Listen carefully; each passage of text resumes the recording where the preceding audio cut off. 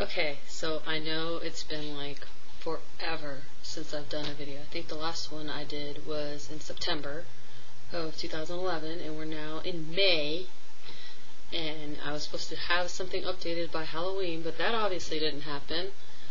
So I'm going to go ahead and do an update video with a answering questions kind of thing. So,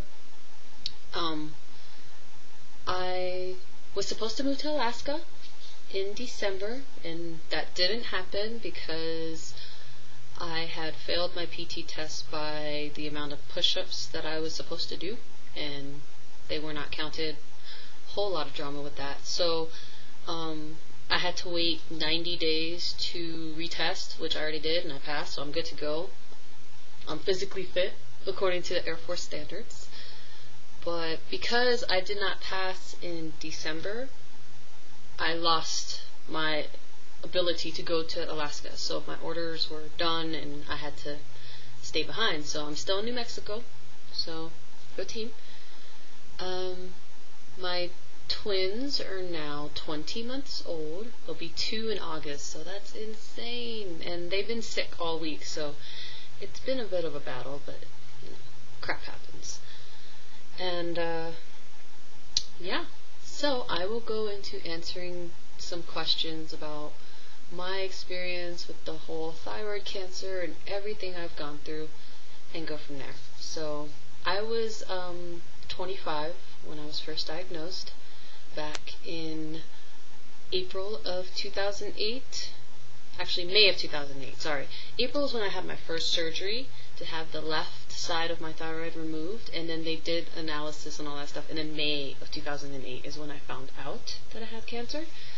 And then July of 08 is when I had the rest of my thyroid removed, because I went on vacation and all this stuff happened. So that's why there's such a huge gap between finding out I had cancer and then the second surgery. And then because I had waited so long for the second surgery to happen, I didn't get my radioactive iodine treatment until October of 08. So April, May, July, October, all in 2008, which I must say was the worst year of my life. Symptoms. I did not have any like major symptoms. The only reason why I even found out I had a lump in my neck was because I was having some insomnia issues, but that was only because I had allergy issues and I was taking Claritin at night, which is a big no-no. If you're on Claritin, take it during the day. Benadryl's for night. I was taking Claritin at night. I was bad. So I went to the doctor and I was like, I'm having issues sleeping. I haven't slept in 2 days. What do I do? And she was just like, well, let me just do a physical on you just to see. And then she was like, oh, I feel something here on your left side. What's going on? So I was sent to an endocrinologist, and this was back in 07. And I had a biopsy done. It came back benign. So I was like, alright, cool, kick ass. So, no, wait, hold up. It was 2005. I'm so sorry. My biopsy was 2005 and it came back benign. So from 2005 and 2008, I thought this lump in my neck was just hunkadory. Everything was great. So I'm trying to make sure I have everything in order so I don't confuse anybody watching this. So yeah, so 2 surgeries, 1 iodine treatment, and then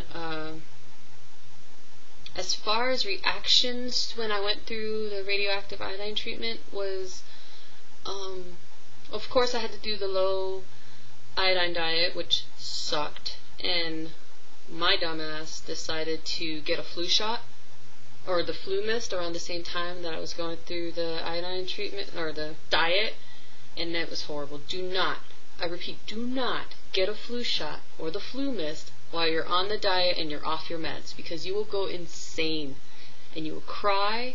And it was like, I don't know what I was thinking. Obviously I wasn't thinking because I did it, but no, don't do it. And I just remember being in the hospital because I was stationed in Germany at the time, so I had to be locked up in a hospital room with all the stuff padded up and stuff. I didn't get to go home until the radioactive stuff was basically, I'd say maybe 75% out of my body. I still had to be separated from my husband and my cats at the time for an extra 2 days after I was discharged from the hospital after being there for 4 days. So I was in the hospital all by myself going cuckoo bananas. And the only reaction I really had that I remember is the taste buds. I lost my taste buds, or the ability to taste anything, for a month. So I always say if I ever have to go through that again, I'll do some sort of jalapeno contest where I will shove it down my throat and be like, I didn't taste anything at all. Yeah, I don't know. So that was the only really symptom I had when it came to going through that. And then, not this past January, but the year before, in 2010, I went through the whole thyrogen shot, and then had the body scan, blood drawn, that stuff. So I didn't have to do the diet with the thyrogen shot, which was awesome. Just 2 shots on my butt. And that time, the only major symptom I had was I had really dry skin underneath my arms, like right here, and just like flaky. It just was bad. And it was about 2 months that I had that flaky skin, so it was kind of let's see. Right now I am on Synthroid.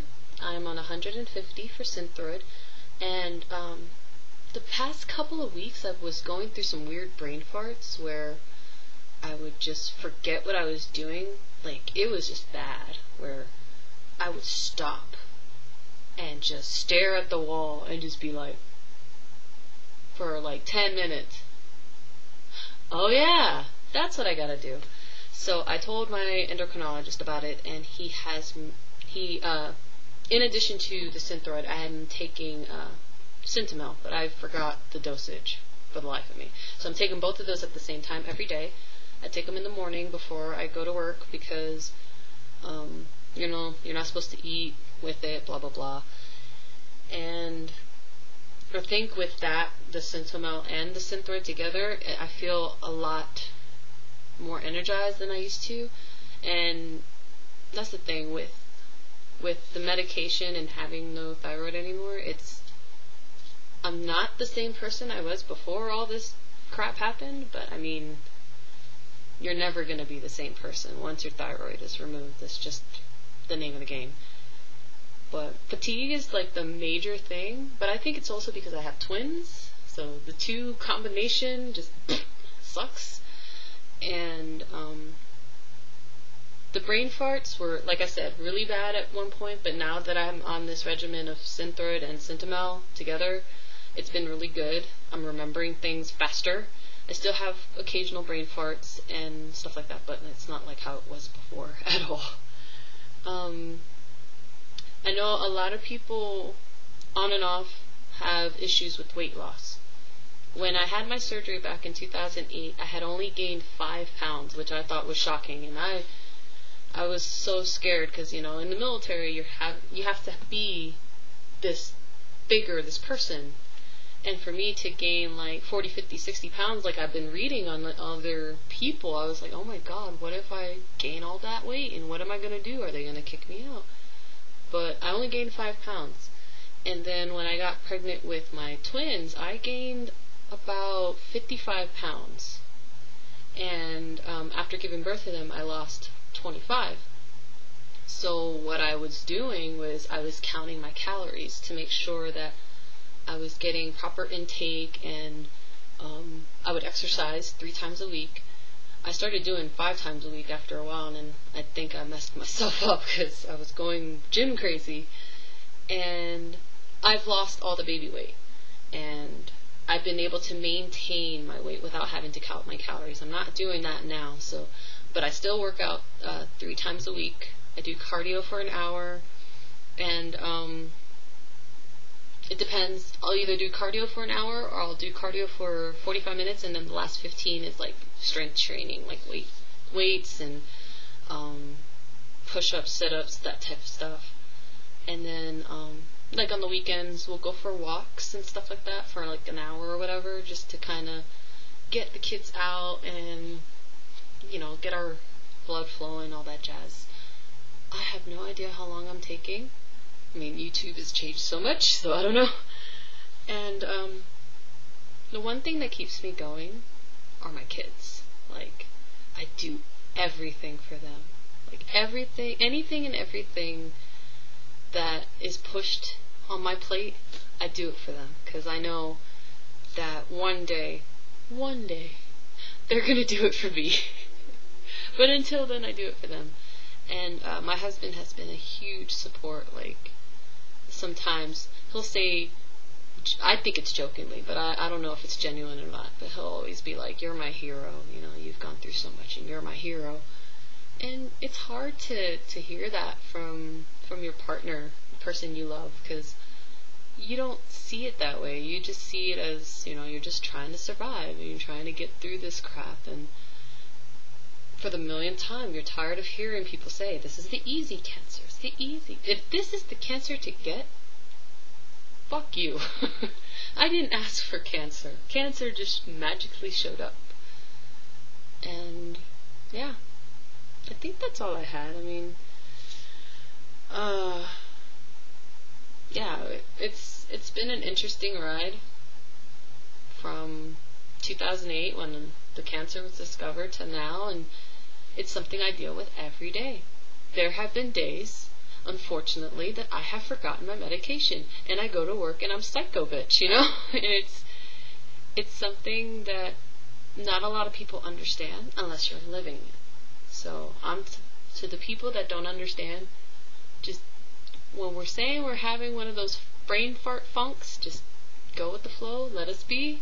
And for the people that are living it, you know, I feel you, because I'm living it too. Yeah.